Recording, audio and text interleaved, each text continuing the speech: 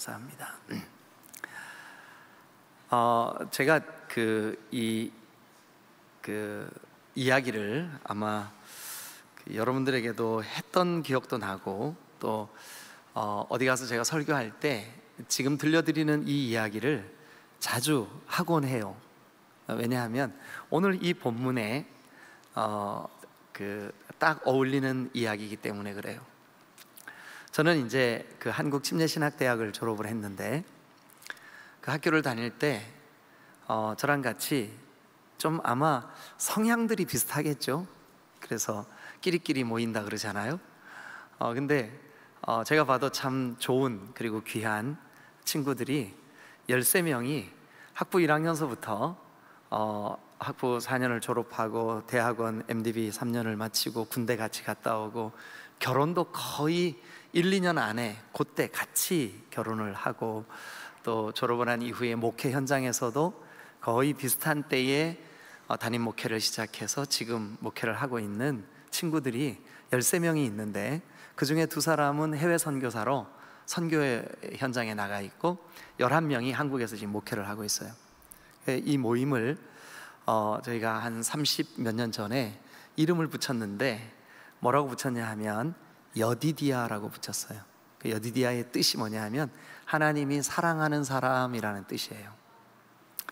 그래서 그 여디디아라고 하는 이름을 붙이고 모임을 갖고 우리 그 친구들이 개척을 하면 가서 그 주변에 그 개척한 교회를 알리기 위해서 전도지를 뿌린다든지 또 저 섬에 한 번은 전라남도 그 조도라고 하는 섬에 우리 친구 하나가 옥도라는 곳에 목회를 시작하게 되었는데 그 교회가 이제 그 남쪽 지방에 이렇게 태풍이 올라오거나 그러면 이게 벽이 돌을 주워다가 쌓은 곳이라 그 벽 사이로 물이 막 스며들어왔고 예배당이 흥건해지는 거예요.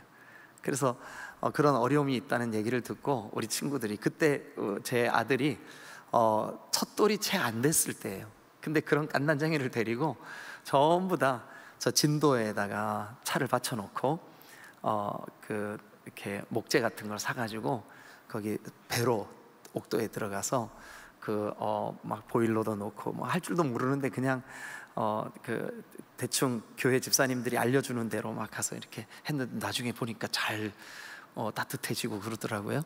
그리고 막 지붕에 방수제도 바르고 이런 일들을 했어요. 여디디아라는 그 모임이. 근데 지금도 올해도 우리가 1년에 한 번은 꼭 가족들이 모여가지고 수련회를 해요.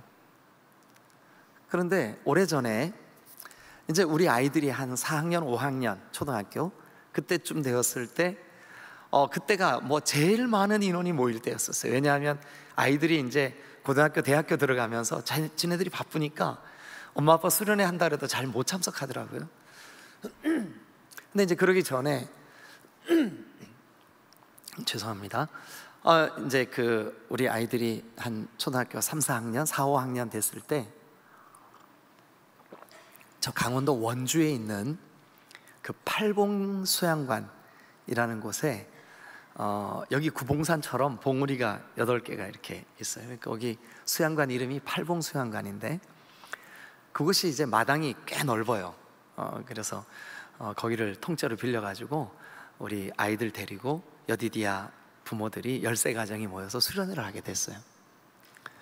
근데 그 팔봉수양관을 관리해 주시는 그 장로님이 어떤 한 교회가 수양관을 세운 건데 그 장로님이 아마 수련회를 오신 분들이 먹고 남은 음식물 쓰레기를 처리하기가 좀 곤란하니까 거기다가 큰 개를 키웠어요. 근데 개가 얼마나 크냐 하면 진짜 커요. 네. 정말 뭐 송아지만 해요. 근데 얘가 얼마나 잘 먹냐 하면 그냥 막 돼지뼈, 닭뼈 이런 거를 우두둑 다 씹어서 먹을 만큼. 네. 그런데 이제 그때만 해도 한 20몇 년 전이니까 이제 우리 친구들이 모이면 다들 운동을 그렇게 좋아했어요. 그래서 아침 먹고 족구, 점심 먹고는 족구, 저녁 먹고는 가로등 켜놓고 또 족구 뭐 이랬었어요. 그리고 이제 다 끝나고 기도는 잠깐 이렇게 그랬었어요. 그랬는데 낮에 이제 그 마당에 족구 그 라인을 그려놓고 네트를 구해다가 족구를 하고 있는데 게임이 아직 안 끝났어요. 그때 제가 지금 정확히 기억은 안 나는데 밤에 통닭 내기를 했던 것 같아요. 근데 게임이 승패가 아직 안 갈라졌는데 목사님 한 분이 공을 이렇게 적들을 공격한다고 상대를 빵 찼는데 그게 떼구르르 굴러가지고 그 송아지만한 개 그 먹이통 앞에 딱 공이 굴러간 거예요. 그러니까 걔가 어디서 날라온 미사일이야 이러면서 그러니까 이제 가까이 다가가면 그 뭐 어떤 봉변을 당할지 모르는 거예요. 그래서 아이고 오늘 틀렸다, 야 그만하자. 여기 장로님 장에 가셨는데 돌아오셔서 저 개를 이렇게 좀 이렇게 잠잠하게 하고 공을 꺼내주기 전까지는 우리 못한다. 그래서 이제 막 파하려고 막 그러는데 그 당시 5학년 된 여기 저 부여에 있는 두곡침례교회 지금 목회하시는 박봉일 목사님 아들이에요. 근데 그 아이가 어디에서 구했는지 길다란 장대를, 그 나무 막대기를 이만한 거를 구해 갖고 와가지고 그 개 있는 데로 조복조복 다가가는 거예요. 막 그러니 이 개는 막 완전히 자기 밥통 가져갈까봐 막 이러면서 이제 막 겁을 주는 거죠. 그런데 얘가 눈도 하나 깜짝 안 하고 거기까지 걸어가는 거예요. 그러더니 그 나무 막대기로 공을 이렇게 끄집어내는 거예요. 그러니 막 이 개는 막 약이 올라가지고 난리를 치는 거예요. 아니 근데 어른들은 다 무서워가지고 그거 이제 공을 못 꺼내 오는데 5학년짜리 남자애가 그 나무 막대기로 공을 이렇게 끄집어 왔어요. 그래서 그날 승패를 가를 수가 있었어요. 경기를 마무리할 수가 있었어요. 그 게임이 끝나고 제가 너무 걔 이름이 지훈이, 박지훈, 박봉일 목사님 아들 박지훈. 그래서 지훈이 머리를 쓰다듬으면서 야 너 지훈아 어떻게 그런 생각을 다 했어? 근데 너 어떻게 그렇게 용감하냐? 5학년짜리가 대단하다. 그랬더니 얘가 저한테 그러는 거예요. 목사님 저 개는요 쇠밧줄, 왜 그네 묶는 쇠밧줄 있죠? 엄청 굵잖아요. 그걸로 목을 이렇게 감아가지고 옆에 나무에다 매놨어. 그러니까 쟤는 제가 아무리 약 올려도 저를 공격 못해요. 왜냐하면 쇠사슬이 묶여 있거든요. 여러분 근데 5학년짜리가 그렇게 한다는 게 진짜 참 놀랍지 않아요? 그죠? 그래서 우리가 그날 저녁 때 족구를 마무리하고 그 중에 일부를 지훈이에게 상여금으로 이렇게 제가 그 기억이, 그리고 이 스토리를 영적인 전쟁 이야기를 할 때마다 이 이야기를 하게 되더라고요. 왜냐하면 우리의 영적 싸움과 너무 유사한 이야기이기 때문에 그래요. 여러분 오늘 이 본문을 한번 보세요. 지금까지 우리는 저 에베소서 1장부터 우리는 하늘에 속한 신령한 복을 받은 사람들입니다. 그 신령한 복의 내용은 하나님이 택정해 주셨습니다.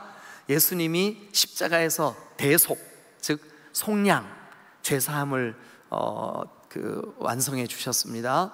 성령이 우리를 꽝 인쳐 주셨습니다. 전에 우리는 허물과 죄로 죽어 있었습니다.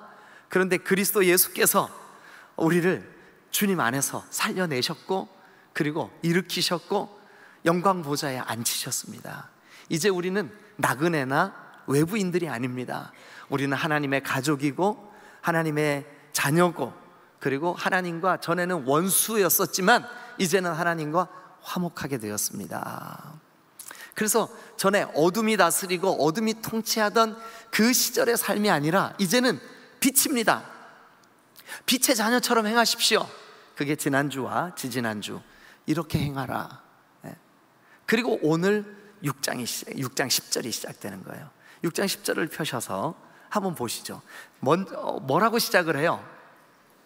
끝으로 이렇게 시작하죠. 그죠? 끝으로. 이 끝으로는 결론적으로, 이제 이 이야기, 긴 에베소서 1장부터 6장 9절까지의 우리의 신분의 변화, 우리를 위하여 하나님이 하신 일, 그 하나님이 우리를 구원하시는 놀라운 그 구원 계획을 예수 그리스도를 통해, 예수 그리스도 안에서 이루신 그 놀라운 일들을, 그래서 우리의 이 어둠의 통치를 받았던 우리가 빛의 자녀가 되었고, 우리가 빛된 삶을 사는 것이 이런 것이다, 여기까지 이야기를 한 사도 바울이 끝으로 결론적으로, 자, 그런데 그렇게 결론적으로라고 시작된 이 본문, 오늘 저는 사실 고민했어요. 오늘 10절부터 마지막 절까지 오늘 마무리를 할까. 그런데 우리가 임직식 앞두고 있고, 그래서 그 뒷부분, 그러니까 전신갑주를 입으라, 전신갑주가 어떤 것인지, 그거를 어떻게 입는 것인지, 거기에 대해서 말씀을 안 할 수가 없겠더라고요. 그래서 제가 다음 주와 다다음 주까지 이 본문의 설교를 이어나갈 겁니다. 그래서 다음 주는 14절부터 이렇게 할 텐데, 오늘 13절까지만 여러분과 제가 같이 읽었던 그 본문만을 가지고 우리가 알아야 될, 결론적으로 우리가 알아야 될, 네가 진정으로 신분이 변했냐? 네가 정말 구원받은 하나님의 백성이냐? 네가 정말 이제는 사탄의 통치 아래 있지 않고 우리 주님의 통치 아래 있느냐? 그러면 결론적으로 이걸 기억해라. 첫 번째, 우리가 무엇을 기억해야 될까? 그것은 12절에 나와 있어요. 12절 다 같이 한번 읽겠습니다. 시작. 우리의 씨름은 혈과 육을 상대하는 것이 아니요 통치자들과 권세들과 이 어둠의 세상 주관자들과 하늘에 있는 악의 영들을 상대함이라. 자, 여기 보니까 우리의 씨름은 이렇게 시작하죠. 근데 개역개정 성경에 씨름이라고 번역된 이 단어가 사실은 싸움이에요. 싸움. 그러니까 우리의 싸움은, 혹은 전쟁이라고 번역해도 좋은 단어예요. 전쟁. 그러니까 우리에게 뭐가 있다는 거냐 하면, 여러분 반드시 기억하세요. 우리가 구원받은 이후에 나는 하나님 자녀 되었고, 십자가의 피가 나를 저 죄와 사망에서 건져내셨고, 예수님의 은혜로 내가 하나님의 자녀가 되는 권세를 누리고 있으면 끝. 그거 아닙니다. 여기 이 본문이 우리에게 이걸 말해주고 있습니다. 하나님의 사람들, 하나님의 자녀인 우리에게 반드시 뭐가 있냐 하면 영적 전쟁이 있다는 거예요. 영적인 싸움이 있다는 거예요. 하나님의 자녀들인 우리에게 영적인 싸움이 있음을, 여러분 이 본문 12절이 우리에게, 우리의 씨름은, 우리의 싸움은, 여러분 우리가 싸워야 될 싸움의 대상이 누굴까요? 혈과 육, 즉 옆에 있는 사람이 아니에요. 사람을 대항해서 우리가 싸우는 게 아니에요. 뭐를 대항해서 싸울까요? 우리가 전에 우리를 통치하던 그 죄, 전에 우리가 어둠의 통치를 받고 사탄의 통치를 받고 죄의 통치를 받고, 그 통치와 내 생각, 내 가치관, 내 말, 그리고 내 행동. 여러분 우리가 어떨 때 상대와 이렇게 대화를 나누다가 나도 모르게 내 속에 있는 못된 기질이 상대방에게 은근히 가시가 돋친 말을 툭 내뱉었는데 상대도 못 느끼고 나도 그냥 슬쩍 넘어갈 때 있어요, 없어요? 솔직히 있어요? 하신 분들은 뭐예요? 없어요? 네. 저는 그럴 때 너무 마음이 힘들더라고요. 여러분들 괜찮으세요? 만약 제가 누구랑 이렇게 얘기를 나누는데 어떤 선입견을 가지고 이 사람을 정죄하는 마음으로 대화를 나눴어요. 근데 대화 나누는 중간 계속 제 마음에 그 생각이 있었어요. 그리고 서재로 돌아왔어요. 마음이 어떻든가요? 여러분들은? 저는 막 저 자신에게, 야, 너는 도대체 언제쯤 좀 변할래? 넌 도대체 언제쯤 좀 성숙될래? 저 자신에게 막 화가 나고요. 그렇더라고요. 예. 여러분 구원받아서 우리의 신분, 전에는 사탄의 자녀였지만 이제는 하나님의 자녀 된 거, 신분에는 변화가 없어요. 그러나 그 신분의 풍성함, 하나님이 우리의 아버지시고 우리는 그의 자녀고, 하나님은 우리의 정말 창조주시고 우리는 그의 피조물로 정말 귀한 이 관계, 그 관계의 풍성함을 누리는 것을 누가 배아파하냐 하면 사탄 마귀가 너무 싫어하는 거예요. 너무 싫어하는 거예요.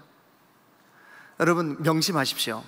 우리가 구원받으면 신분에는 변화가 없어요.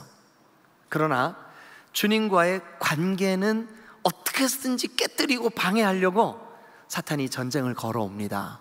그래서 영적인 씨름, 영적인 싸움, 영적인 전쟁이 우리의 삶에, 그래서 우리 그리스도인들은 한번 따라하세요. 우리는 싸우는 사람들이다.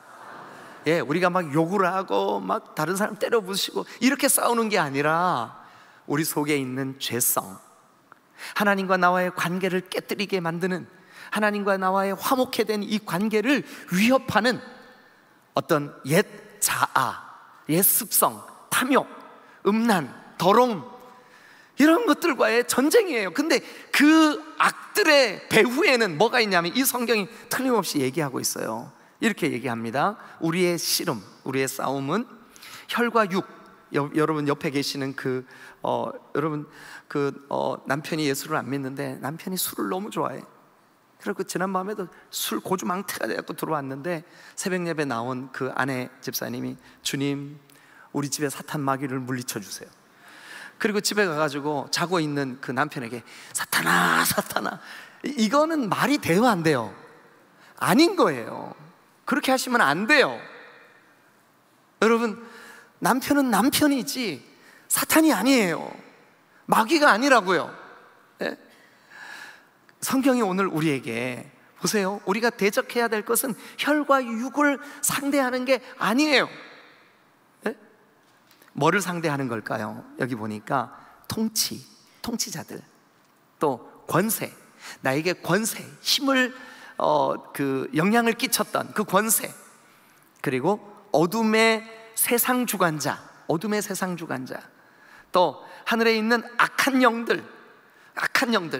여러분 그 악한 영을 대적해야 되는 것이 그리스도인들의 숙명이에요. 우리에게는 어쩔 수 없이 주님 품에 안기는 그날까지, 우리 코에 호흡이 끊길 때까지 우리가 해야 되는 거 따라합니다. 영적 전쟁, 영적 싸움. 기억하십시오. 하나님의 자녀들인 우리에게는 영적인 싸움이 있음을 꼭 기억해야 되실 줄로 믿습니다. 이거 여러분 잊어버리면 안 돼요. 아하, 내가 영적 싸움이 있구나. 그런데 이제 12절을 펴놓으셨으니까 여러분 이 싸움의 대상은 누구예요? 끝에 그랬죠. 악의 영들을 상대함이라 그랬죠. 그죠? 악의 영이죠. 근데 악의 영의 역할이 뭐예요? 이 회복된 하나님과 나와의 관계, 이 화목해 된 그 관계를 깨는 게 이 악의 영, 어둠의 영, 사탄 마귀의 본질이에요. 사명이에요. 그가 하는 일이에요. 어떻게 해서든지 그걸 깨고자 하는 거예요. 여러분, 그런데 제가 이 말씀을 드릴 때 여러분들 가운데 아마 이런 분들 계실 거예요. 아니 목사님, 우리를 죄에서 건져내셔서 하나님 자녀 삼으셨으면 그냥 끝까지 보호해 주시면 될 텐데 왜 이 전쟁을 허락하셨어요? 내가 혹시 그 악한 영이 나에게 유혹을 해서 이런 죄악된 생각, 죄악된 옛 자아, 혈기, 미움 이런 게 슬그머니 올라올 때 하나님이 얼른 내 안에 거하시니까 딱 못하게 딱 막아주시면 되지, 왜 이거를 우리 보고 싸우라 그러세요? 이런 질문 있어요 없어요? 없으세요? 네, 네. 없으면 그 대목 그냥 넘어갈까요? 네, 있어요. 그 질문이 없을 수가 없어요. 여러분, 우리 모두는 사실 그 싸움을 싸우고 있어요. 그 갈등을 하고 있어요. 나는 목사가 돼서 왜 이런 생각들이 자꾸 드는 걸까? 나는 장로가 돼서 왜 이렇게 성숙되지 못할까? 본인만 알아. 남들의 평가와 상관없이 본인만 알아요. 그런데 그게 악한 영이 우리를 향하여 도전해 오기 때문에, 우리가 상대해야 될 영적인 싸움이 있기 때문에 그 일이 이루어지는 거예요. 그럼 하나님이 좀 그걸 막아주시지 왜 이 일이 허락되는 걸까? 여러분, 한 폭의 아주 아름다운 그림을 보세요. 그 그림을 그리는 화가에게 밝은 색, 흰색, 노란색, 환한 색, 그런 색들만 주고 그려봐. 그러면 그 그림에 감동이 있을까요? 없을까요? 그러면 어떤 색이 거기에 들어가야 밝은 색이 밝게 빛나냐 하면 어두운 색이 들어가야 되는 거예요. 어두운 색이 없으면 그 색은 밝게 빛날 수가 없는 거죠. 저희 부부가 경기도 하남에서 목회를 할 때 있었던 사건이에요. 그때는 뭐 전국의 신문, 방송, 9시 뉴스에 정말 떠들썩했었어요. 압구정동에 사는 어떤 굉장히 큰 부자가 빌딩 전체를 소유하고 그러니까 압구정동의 빌딩 전체, 그러니까 여러분들이 아무 감동이 없으시죠, 그죠? 예. 대전 둔산동보다 조금 더 비쌉니다. 예. 근데 거기에 빌딩을 가지고 있는 수천억의 그 재산가가 아들이 딸랑 하나 있었어요. 그러니까 딸도 하나 없이 아들 하나 있으니까 얼마나 귀하겠어요. 예?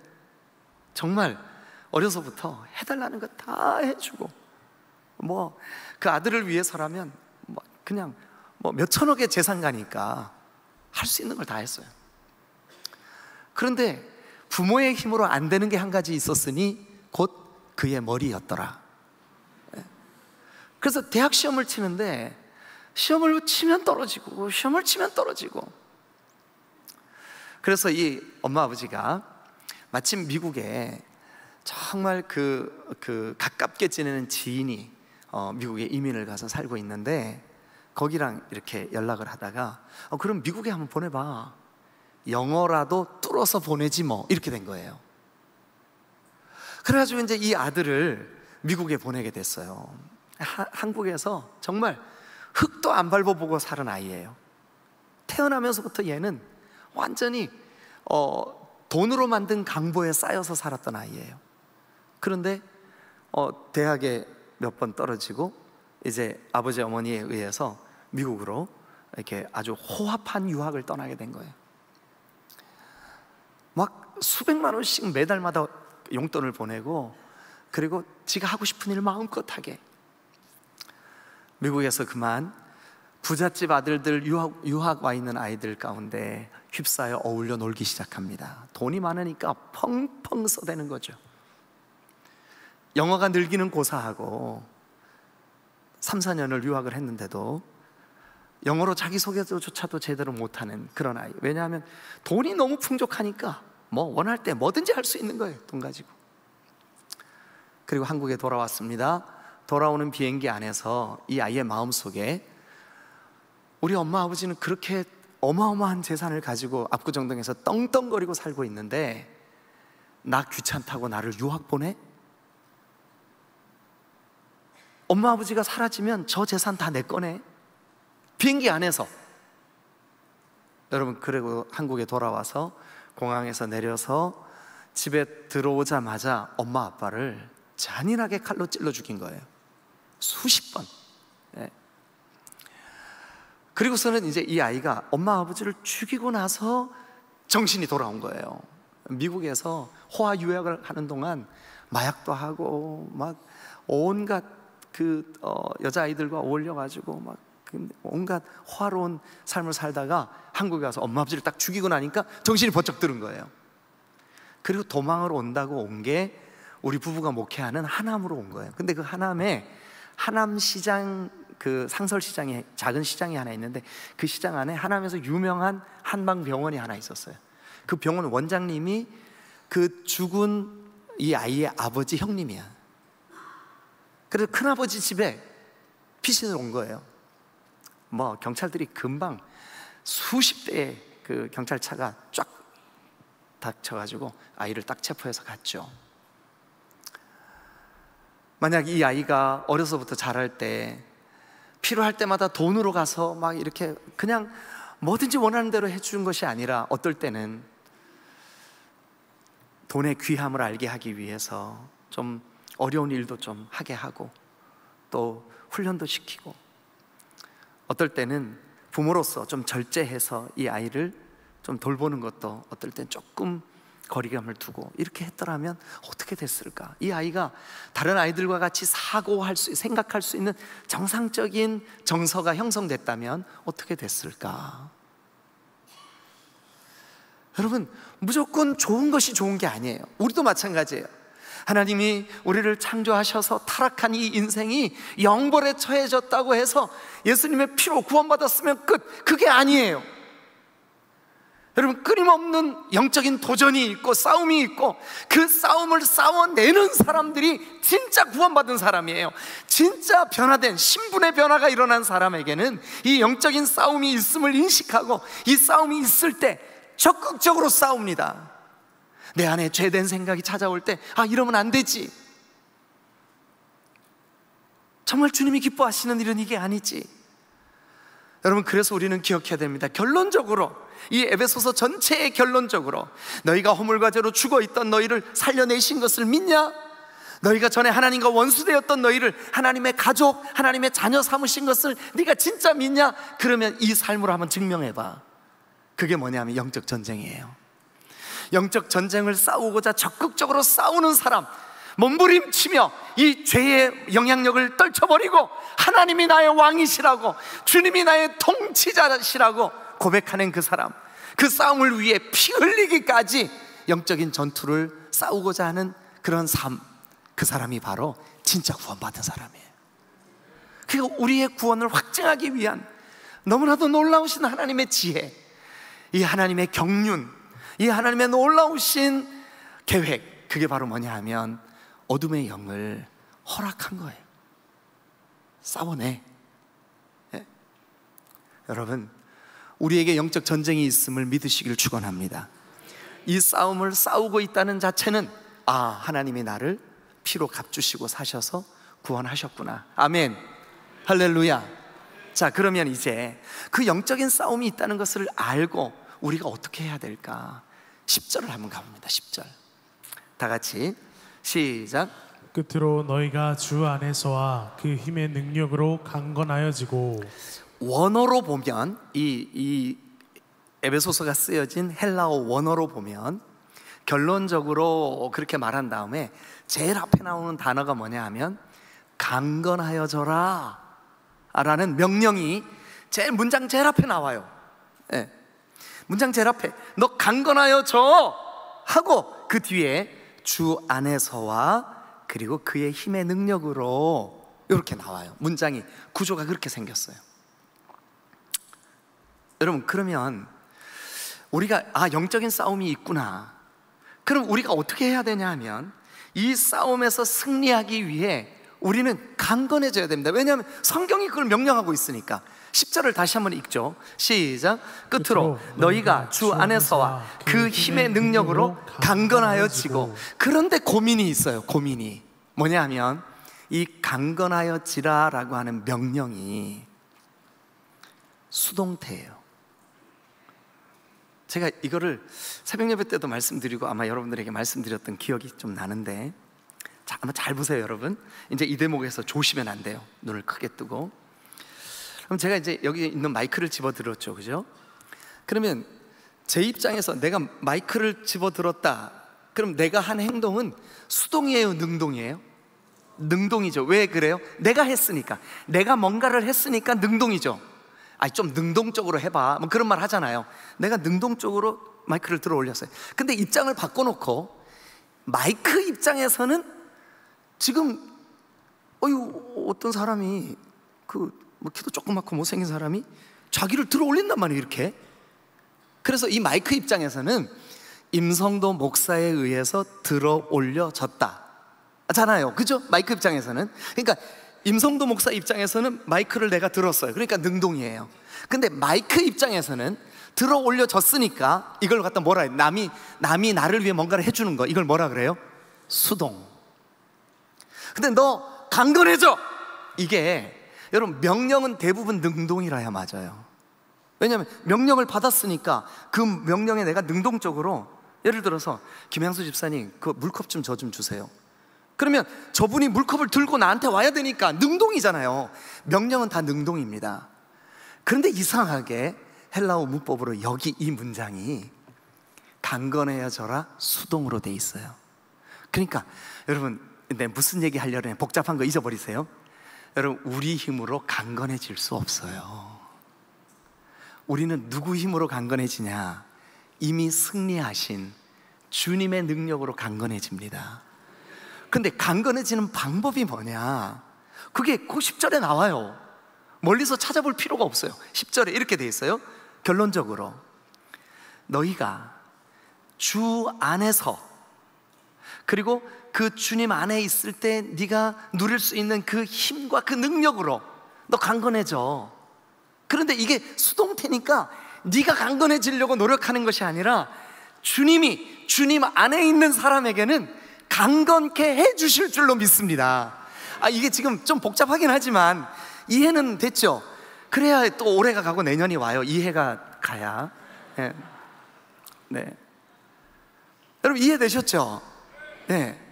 여러분, 그러면 이 문장 그대로 강건해져야 되는 거구나, 이 영적인 싸움이 있구나, 영적인 싸움에서 승리하려면 내가 강건해져야 되는구나. 죄된 생각이 슬그머니 찾아왔는데 내가 강건하지 못하고 거기에 그냥 만약에 감기 바이러스가 쑥 왔는데 건강한 사람은 어떻게 돼요? 왔는지도 몰라요.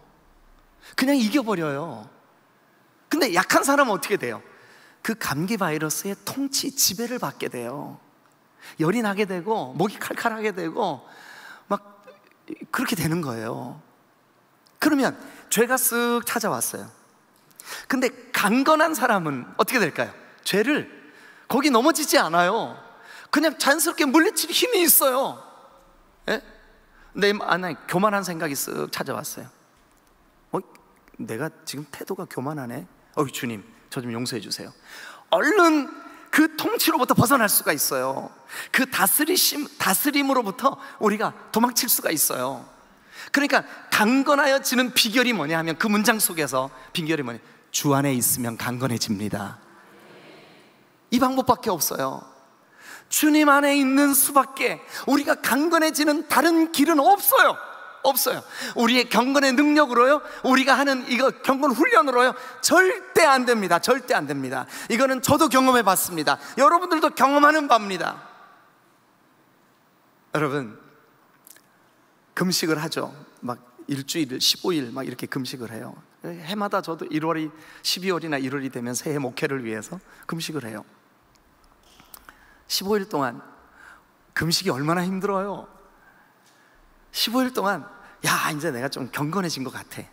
막 말씀만 떠오르고 막 좋아진 것 같아. 금식이 끝났어요. 이제 몸에 힘이 좀 생겼어요. 즉각적으로 혈기가 딱 올라와. 이게 어떡하라는 거예요? 이게 우리의 현실이에요. 이게 우리의 본질이에요. 왜냐하면 죄인이라는 본질, 모든 사람은 죄를 범하였기 때문에 하나님의 영광에 이르지 못하더니 이게 죄의 본질이에요. 그래서 우리는 여러분 영적인 전쟁이 있다는 것을 깨닫고 우리가 강건해져야 되는데, 내 힘으로 강건해지는 게 아니라 주님 안에 있을 때 주님의 힘과 능력으로 강건해지는 줄로 믿으시기를 축원합니다. 그러니까 우리가 사모해야 되는 것은 주님 안에 있는 거예요. 주님 안에. 여러분, 어느 날 다윗이, 아버지가 다윗을 부릅니다. 다윗, 예 아버지, 형들이 저 블레셋이 쳐들어와서 지금 전쟁하고 있어. 이렇게 가면 엘라 골짜기가 나오는데 거기 가면 군인들이 쫙 있을 거야. 거기 가서 형들 갈아입을 옷과 또 먹을 그 음식을 좀 갖다 주고 와. 예 아버지. 그래서 어린 다윗이 아버지의 심부름으로 형들이 갈아입을 옷과 음식을 가지고 엘라 골짜기로 갔어요.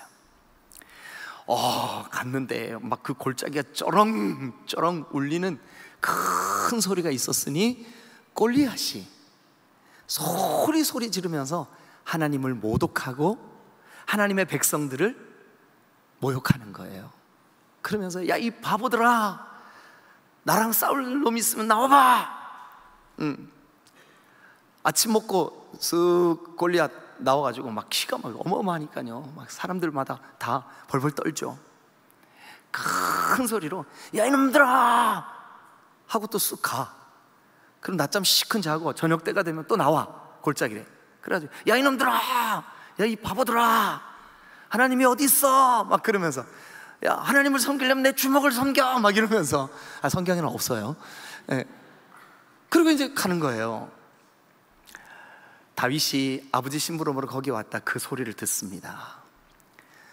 자기의 인생 속에 자기가 비록 어리지만 아버지의 양을 칠 때 자기를 도우시는 그 하나님, 자기의 찬양을 기뻐 받으시는 그 하나님, 하나님의 영이 그 안에 내주에 있는 다윗 입장에서 얼마나 화가 났는지 몰라요.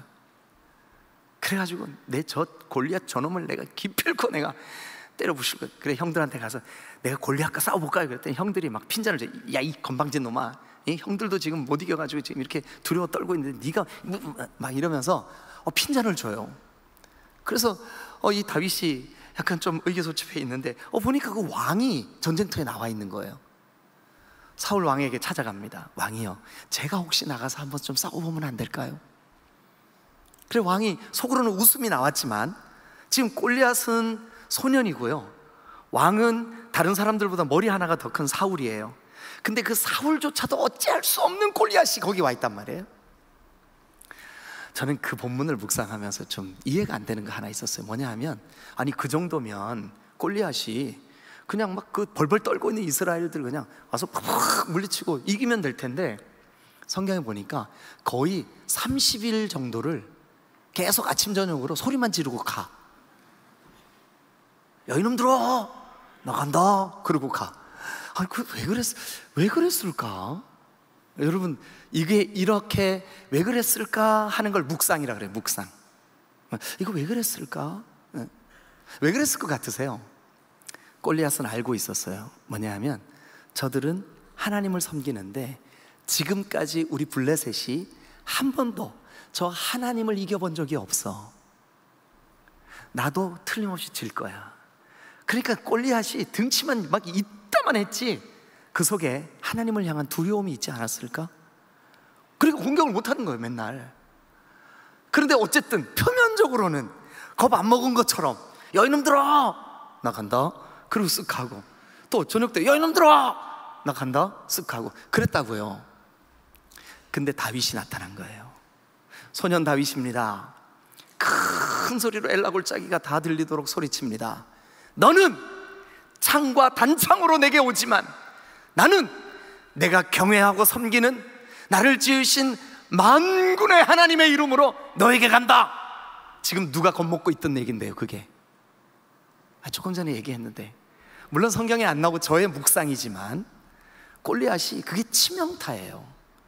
그것 때문에 내가 못 쳐들어가고 있었는데 저 꼬맹이가 와서 그 소리를 한단 말이에요.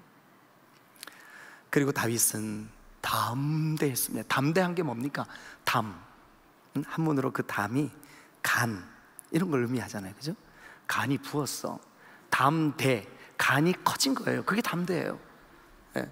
근데 다윗이 골리앗 간만 해줬어 어쨌든. 예? 왜냐하면 담대해졌으니까. 그리고서는 자기가 평소에 하나님의 도움을 입어 맹수들이 아버지의 양떼들을 움켜가려고 나타났을 때 바닥에 있는 조약돌을 들어 물매에 먹여가지고 그걸 돌려서 빵 던지면 내 힘은 어린 소년이지만 하나님의 능력으로 맹수를 쫓아주셨던 그 하나님이 오늘 인간 맹수인 골리앗도 물리쳐 주실 것이다. 그러니까 담대한 거예요. 그러면 여러분, 다윗은 그 순간만이라도 담대할 수 있었다는 것은 그가 어디 안에 있었다는 뜻이냐 하면 하나님 안에 거했다는 뜻입니다. 그게 우리에게 강건해지는 비결이에요. 주 안에서 주의 힘의 능력으로 강건해져야 될 줄로 믿습니다. 마지막 세 번째, 그러니까 첫 번째 영적 전쟁이 있음을 아십시오.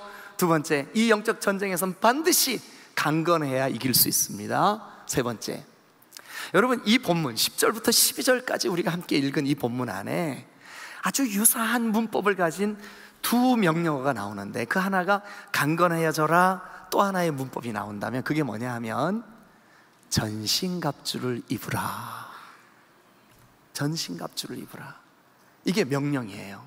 근데 우리 이제 목사님들이나 뭐 우리 신학을 공부하신 분들은 이게 중간태로 돼 있어요. 근데 느낌은 수동형 중간태예요. 그러니까 이것도 우리는 강건해져라라고 하는 문법과 동일하게 취급해도 틀리지가 않아요. 전신갑주를 입으래요. 자, 그러면 세 번째 대지를 잘 기억하십시오. 영적 전쟁이 있다. 영적 전쟁에서 승리를 위해 우리는 강건해져야 된다. 영적 전쟁에서 승리하기 위해 우린 전신갑주를 입어야 된다. 여러분, 전신갑주를 입으시기를 주님의 이름으로 축원합니다.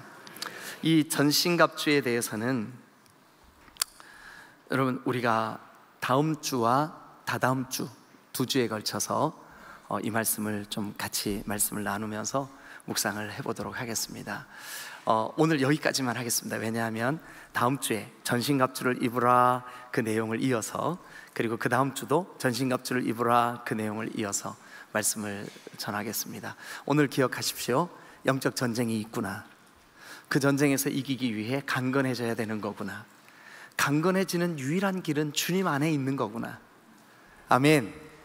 이 한 주간 이 말씀 의지해서 믿음으로 승리하십시오. 할렐루야. 기도하시겠습니다.